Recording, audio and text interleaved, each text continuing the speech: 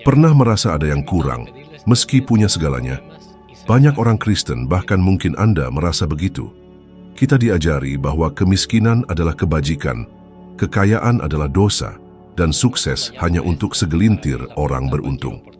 Bualan, saya, Napoleon Hill, setelah bertahun-tahun meneliti orang-orang paling sukses, dari penasihat presiden hingga pemimpin negara, menemukan rahasia yang tersembunyi di balik kesuksesan mereka. Alkitab mengajarkan kemakmuran, tapi caranya seringkali salah diartikan. Kekayaan sejati, kekayaan yang berkelanjutan dan bermakna, bukan sekadar uang berlimpah, tetapi hasil dari pemahaman dan penerapan prinsip-prinsip Alkitab yang benar. Bayangkan, hidup Anda dengan keterbatasan finansial, hutang menumpuk, mimpi yang tertunda, bisa jadi sudah terprogram sejak sebelum Anda punya rekening bank pertama. Pikiran Anda, itulah ladang tempat kekayaan atau kemiskinan Anda tumbuh subur. Bukan dompet Anda yang menentukan segalanya, tapi cara berpikir Anda. Seperti orang yang merenungkan dalam hatinya, demikianlah ia, kata Amsal 23:7. Ini bukan kiasan, ini hukum spiritual dan psikologis. Apa yang Anda tanam dalam hati, itulah yang akan Anda tuai. Pernah mengulang kata-kata seperti, "Aku tidak akan pernah kaya. Itu bukan untukku," atau "Orang kaya pasti korup." Setiap kalimat itu adalah benih kemiskinan yang Anda tanam sendiri. Lalu Anda heran, mengapa menuai kekecewaan? Pikiran bawah sadar Anda, yang mengatur kebiasaan dan keputusan tanpa disadari, menerima pengulangan kata-kata negatif sebagai kebenaran. Jika Anda selalu berkata, "Aku tak mampu," maka pikiran bawah sadar Anda akan bekerja keras untuk membuat Anda gagal dan Anda bahkan tidak menyadarinya. Anda menyalahkan pemerintah, gaji, atasan, krisis, padahal musuh sesungguhnya ada di dalam diri Anda sendiri. Saat menulis Think and Grow Rich, saya pernah jatuh miskin, putus asa, dengan keluarga yang harus dinafkahi. Setiap malam saya bertanya, "Mengapa aku? Mengapa ini begitu sulit?" Jawabannya datang dalam bisikan. Karena kamu menunggu dunia berubah tanpa mengubah pikiranmu. Saat itu juga saya memutuskan untuk berhenti mengeluh. Saya singkirkan semua kalimat negatif dan menggantinya dengan afirmasi positif. Aku layak mendapatkan kemakmuran. Uang mengalir kepadaku melimpah. Ide-ideku adalah benih kekayaan. Awalnya terasa konyol, tetapi tak lama kemudian, peluang yang sebelumnya tak terlihat mulai bermunculan. Bukan sihir tetapi pemrograman mental. Pernahkah Anda memperhatikan orang kaya berbicara beda? Mereka bertanya, bagaimana caranya? Bukan tidak bisa. Mereka bicara investasi, bukan tagihan. Mereka fokus pada solusi, bukan masalah. Ini bukan sekadar optimisme, tapi strategi mental. Ilmu pengetahuan modern kini membuktikan apa yang telah diajarkan Alkitab dan penelitian saya berpuluh tahun lalu. Penelitian di Stanford menunjukkan keyakinan membentuk perilaku secara tak sadar dan kuat. Orang yang percaya mereka memiliki keterbatasan keuangan akan bertindak sesuai dengan keyakinan itu, meski mengaku ingin kaya. Mereka menginginkan kesuksesan dengan bibir, tapi menyabotase dengan pikiran. Jadi apakah Anda benar-benar siap untuk makmur, atau masih berpegang pada alasan dan keyakinan yang membuat Anda tetap dalam kemiskinan? Masalahnya bukan hanya bagaimana Anda berpikir tentang uang, tetapi bagaimana Anda memandang diri sendiri. Jika Anda merasa tidak layak, tidak akan pernah mampu, maka tindakan Anda akan membuktikannya. Anda tidak akan berusaha, tidak akan bertindak, lalu berkata, "Lihat, aku sudah tahu." Bukan dunia yang menghalangi Anda, tetapi pikiran Anda sendiri. Itulah paradigma, kepercayaan, emosi, dan kebiasaan berulang yang menjadi pola hidup Anda. Meskipun penghasilan bertambah, banyak yang tetap kekurangan karena paradigma kemiskinan masih bercokol. Ingin mengubah hidup? Ubah keyakinan Anda. Mulailah berbicara berbeda, berpikir berbeda, menuliskan tujuan Anda, dan afirmasikan kemampuan Anda setiap hari. Bacalah buku-buku yang memperluas wawasan Anda, jauhi orang yang selalu mengeluh. Setiap kata dan pengaruh membangun kekayaan atau menggali kemiskinan Anda. Jangan merasa salah untuk ingin makmur. Alkitab tidak mengutuk kekayaan, tetapi keserakahan, mencintai uang melebihi segalanya. Kekayaan sebagai hasil dari hati yang bijaksana dan tindakan yang selaras dengan kebenaran ilahi. Itulah berkat Abraham Makmur Salomo, orang terbijaksana, juga salah satu yang terkaya. Yesus tidak memuji kemiskinan, tetapi iman, penyerahan, dan kemurahan hati. Semua itu berjalan beriringan dengan pikiran yang diperbarui. Mulailah hari ini, bukan besok, hari ini. Buat perjanjian dengan diri Anda sendiri. Selama 7 hari, ulangi saat bangun tidur. Aku makmur, pikiranku subur. Alam semesta mendukung mereka yang bertindak dengan iman dan kebijaksanaan. Tuliskan kalimat itu, tempel di cermin, ucapkan dengan lantang. Amati perubahan energi dalam diri Anda. Transformasi dimulai dari dalam. Sisanya akan mengikuti. Tidak ada kehidupan yang berlimpah dengan mentalitas yang miskin. Ubah pikiran Anda, dan semuanya akan berubah. Ada kebenaran kuno dalam kitab suci dan pengalaman semua orang yang berhasil dengan integritas. Anda menuai apa yang Anda tanam. Yang sering diabaikan adalah pikiran Anda adalah benih. Kata-kata, emosi, niat, semuanya masuk ke dalam pikiran Anda dan berbuah hasil nyata baik secara finansial, profesional, atau pribadi. Saya, Napoleon Hill, menemukan ini dengan mengamati ratusan orang. Saya melihat pola. Yang mengeluh menuai kekecewaan, yang menanam keraguan menuai kelumpuhan, yang menanamkan rasa takut menuai kegagalan. Tetapi mereka yang menanam tujuan, tindakan, iman, dan visi akan menuai kemakmuran, cepat atau lambat. Galatia 6:7 mengatakan, "Janganlah kamu sesat. Allah tidak membiarkan orang mengolok-olok dirinya, sebab apa yang ditabur orang, itu juga yang akan dituainya." Ini bukan hanya spiritual, tetapi praktis, ilmiah, dan tak terbantahkan. Psikologi perilaku mengkonfirmasi. Pola yang diulang setiap hari menjadi realitas permanen Anda. Berapa kali Anda menanam pikiran seperti, "Tagihan ini akan membuatku bangkrut. Tidak akan ada sisa uang di akhir bulan. Aku tidak akan pernah bisa membeli rumah."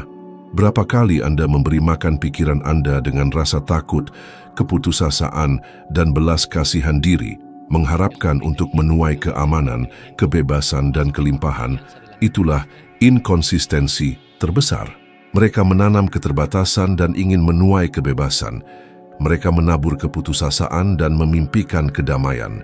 Panen tidak bergantung pada keinginan, tetapi pada benihnya.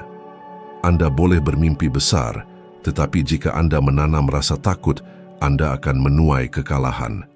Saya ingat masa-masa sulit ketika semuanya tampak terhambat. Bisnis tidak berkembang, kontak menghilang, dan energi terasa terkuras. Kesalahan saya menanam kekhawatiran setiap hari. Saya bangun dengan membayangkan hal terburuk. Saya tidur sambil merenungkan keraguan. Saya mengeluh tentang politisi, ekonomi, dan nasib buruk. Alam semesta membalas apa yang telah saya tanam. Setelah mempelajari prinsip-prinsip Alkitab dan pikiran bawah sadar, saya mengubah pendekatan saya. Alih-alih bertanya, "Mengapa semuanya salah?" Saya mulai bertanya, "Apa yang bisa saya pelajari dari ini? Bagaimana saya bisa menciptakan nilai hari ini? Apa yang bisa saya lakukan sekarang yang mendekatkan saya pada apa yang saya inginkan?" Pertanyaan-pertanyaan baru ini mengubah fokus saya, dan fokus saya mengubah hasil saya. Seperti yang tertulis dalam Lukas 6:38, "Karena ukuran yang kamu pakai untuk mengukur akan diukurkan kepadamu juga." Ini berlaku untuk kemurahan hati, tetapi juga untuk niat, getaran, dan pikiran. Panen tidaklah instan, banyak yang menyerah. Mereka menanam kebiasaan baik selama seminggu, mengucapkan afirmasi positif selama 2 hari, memulai proyek dengan antusias, dan tanpa hasil instan, mereka menyerah. Tapi alam tidak bekerja seperti itu. Petani tahu bahwa setelah menanam, mereka perlu menyiram, merawat, melindungi, dan baru kemudian memanen. Kemakmuran itu sama. Investor sukses menanam keputusan strategis setiap bulan. Mereka membeli aset, mempelajari pasar, menyesuaikan strategi. Mereka tahu bahwa kekayaan tidak dapat dipanen dalam semalam. Mereka menghormati waktu benih itu. Sebagian besar orang ingin menjadi kaya dengan cara-cara ajaib. Dan tebak apa yang mereka panen? Kekecewaan.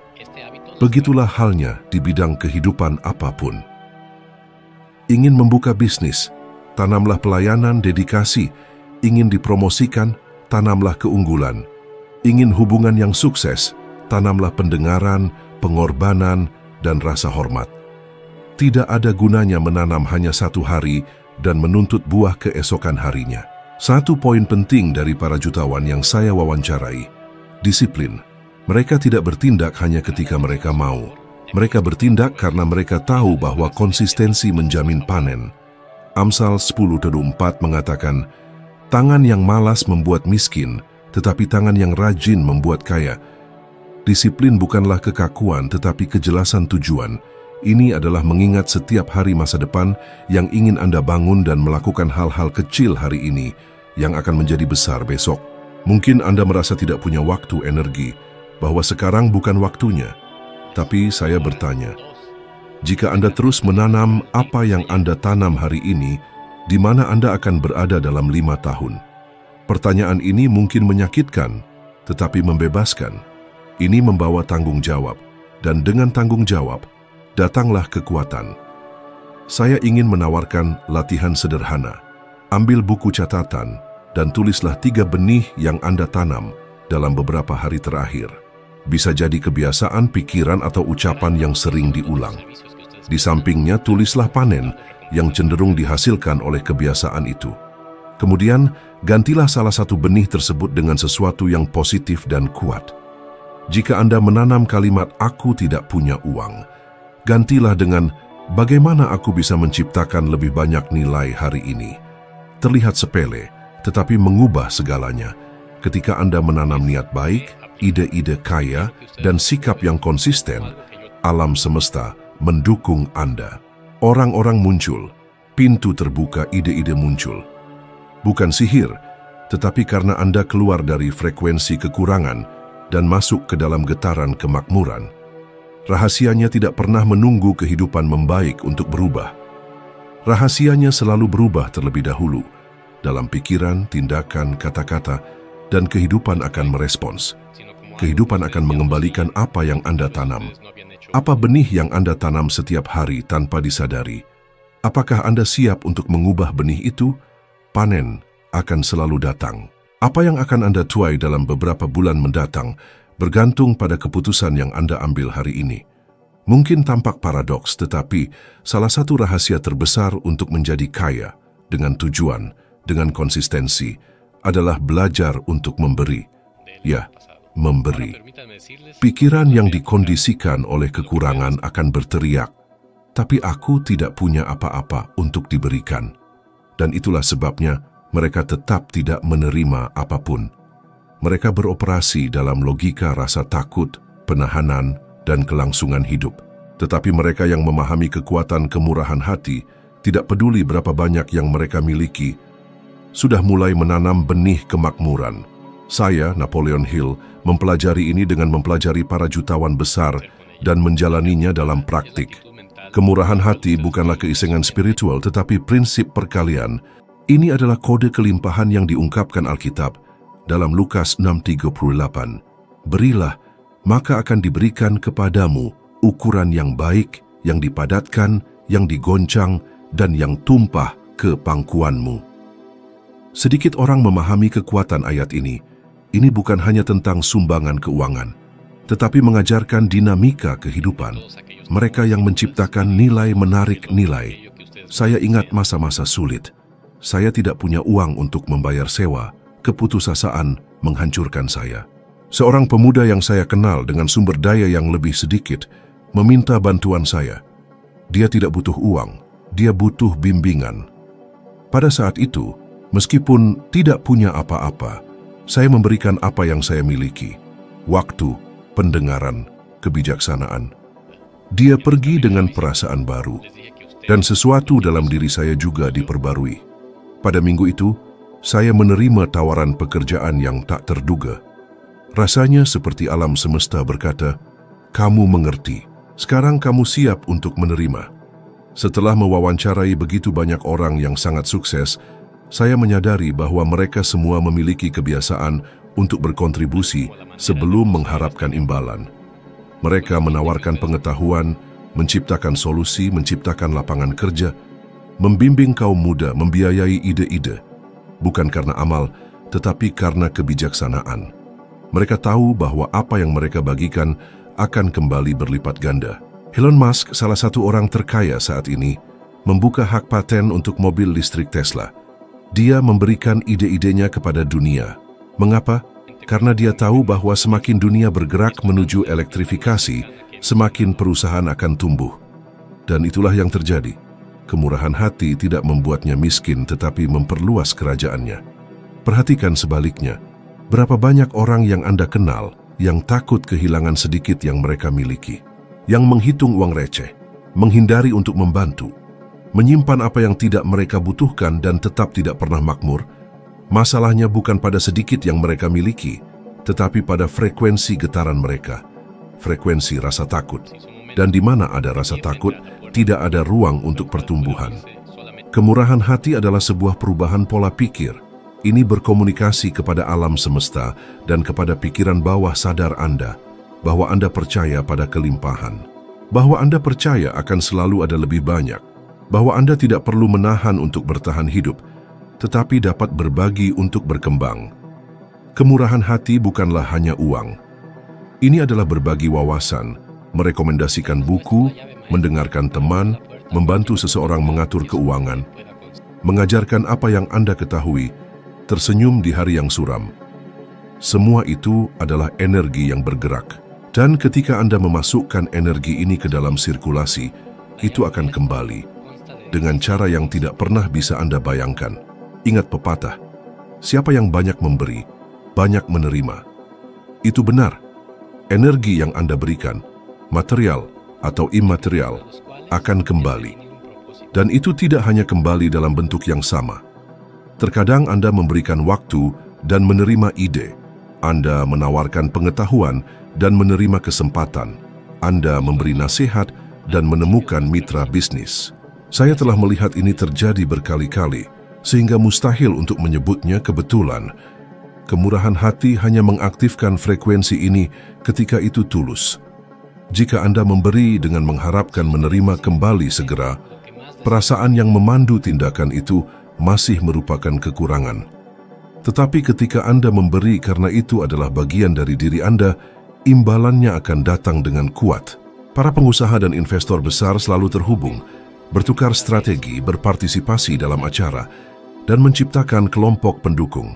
Ini bukan hanya networking, tetapi lingkungan untuk berbagi dan berkontribusi. Ini adalah manifestasi praktis dari apa yang diajarkan Alkitab dan penelitian saya perkuat. Siapa bergaul dengan orang bijak, menjadi bijak. Semakin banyak Anda terhubung dengan orang-orang yang berbagi, semakin berkembang pola pikir Anda, semakin banyak ide yang muncul, semakin banyak pintu yang terbuka. Dengan siapa Anda bergaul? Dengan orang-orang yang mengeluh tentang hidup, menahan semuanya, tidak berbagi apapun, dan melihat masalah dalam segala hal. Atau dengan orang-orang yang menciptakan nilai, membantu, dan menginspirasi? Lingkungan yang Anda frekuensikan menentukan buah yang Anda tuai. Pilihlah hari ini cara untuk berkontribusi. Sumbangkan sebagian dari apa yang Anda miliki. Bagikan pembelajaran. Bantu seseorang memecahkan masalah. Lakukanlah dengan hati yang ringan, tanpa mengharapkan tepuk tangan. Tanam saja, dan kemudian amati. Benih akan selalu menghasilkan buah. Kemurahan hati adalah salah satu pilar yang paling sering dilupakan dari kemakmuran.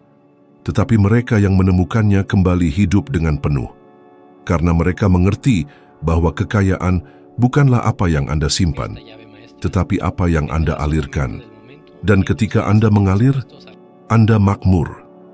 Sebagian besar orang tersesat bukan karena kurangnya bakat atau peluang, tetapi karena tidak mengetahui alasan sebenarnya dari apa yang mereka lakukan. Mereka hidup seperti daun yang terbawa angin, terbawa rutinitas, oleh kebutuhan untuk membayar tagihan, oleh tekanan untuk menyenangkan orang lain, tanpa makna, tanpa tujuan yang memberikan arah pada setiap langkah. Kekayaan sejati muncul ketika Anda menemukan dan menjalani tujuan Anda. Ini adalah salah satu hukum paling ampuh yang saya amati pada orang-orang terkaya dan paling sukses yang saya wawancarai. Tidak seorang pun mengejar uang seperti mengejar remah-remah. Uang memang datang, tetapi sebagai konsekuensi dari tujuan yang lebih besar. Mereka memiliki misi. Mereka tahu persis mengapa mereka bangun pagi setiap hari, dan mengapa itulah yang menggerakkan gunung, yang menopang di hari-hari sulit, yang melindungi dari keputusasaan, dan menarik sumber daya yang tidak pernah Anda bayangkan dapat Anda akses. Alkitab mengkonfirmasi ini dalam Yeremia 29:11. Sebab aku ini mengetahui rancangan-rancangan yang ada padaku mengenai kamu. Demikianlah firman Tuhan, yaitu rancangan damai sejahtera dan bukan rancangan kecelakaan, untuk memberikan kepadamu hari depan yang penuh harapan. Ketika Anda selaras dengan rencana-rencana ini, dengan tujuan yang lebih besar daripada diri Anda, kemakmuran berhenti menjadi keinginan egois dan menjadi instrumen transformasi. Selama bertahun-tahun, saya hidup dalam upaya untuk menang dengan logika, teknik, dan usaha. Dan meskipun maju di beberapa saat, selalu ada perasaan hampa. Baru ketika saya mengerti bahwa peran saya yang sebenarnya adalah menyampaikan pesan kepada jutaan orang, bahwa mereka dapat mengubah hidup mereka dengan sumber daya yang sudah mereka miliki, pikiran mereka, semuanya berubah. Mulai saat itu, tulisan saya memiliki nuansa yang berbeda. Ceramah saya memiliki kedalaman yang berbeda, dan kehidupan mulai mendukung. Tem se sentido perdido, como barco a deriva num mar sem estrelas. A vida não é só sobre acumular bens, ter emprego bom ou alcançar status. A verdadeira riqueza mora em encontrar seu propósito, aquilo que te faz vibrar, que te acende por dentro, mesmo que pareça uma fagulha minúscula no começo. Imagine Walt Disney, rejeitado inúmeras vezes, mas com uma chama inabalável. Contar histórias que fizessem brilhar os olhos do mundo. Ele não buscou riqueza, ela o encontrou no caminho da sua paixão. E qual é a sua? Não espere um sinal do céu, uma epifania mágica. O propósito não cai do nada, ele é cultivado. Pergunte-se, o que você faria todos os dias, mesmo sem um centavo no bolso, apenas pela pura satisfação, pelo prazer imenso de criar, de contribuir? Essa resposta é a bússola da sua jornada. Pense em 3 coisas que você faz bem e que te enchem de alegria. Como essas habilidades podem tornar a vida de alguém melhor, uma pessoa, uma comunidade, o mundo? Visualize o impacto que você pode causar. 5 anos? 10? 20? Qual legado você quer deixar? Lembre-se, um pequeno passo, uma semente plantada, pode gerar uma árvore gigantesca. Deus não busca a perfeição, mas o movimento, a disposição de começar. Como diz o ditado, água mole em pedra dura, tanto bate até que fura. A persistência é fundamental. A neurociência comprova. Atuar com propósito libera dopamina, combustível para a motivação, foco e resiliência. É ciência e sabedoria ancestral juntas. Viver sem propósito é como navegar em um barco furado, se esgotando a cada dia. Conhece gente bem-sucedida, mas com um vazio imenso dentro? A verdadeira plenitude vem de saber o porquê da sua existência, não do quanto você possui. Comece pequeno, com passos tímidos, mas comece. Não deixe que o medo da perfeição te paralise. O universo conspira a favor daqueles que seguem o seu chamado interior. Essa não é filosofia barata. É lei da vida, comprovada 1000 vezes. Se você chegou até aqui, se essa mensagem ressoou em você, já está dando o primeiro passo. Continue a jornada, pois o próximo vídeo trará mais insights para que você floresça, construindo a sua própria riqueza, não apenas financeira, mas a riqueza de uma vida com significado, uma vida plena, realizada e feliz. Até lá!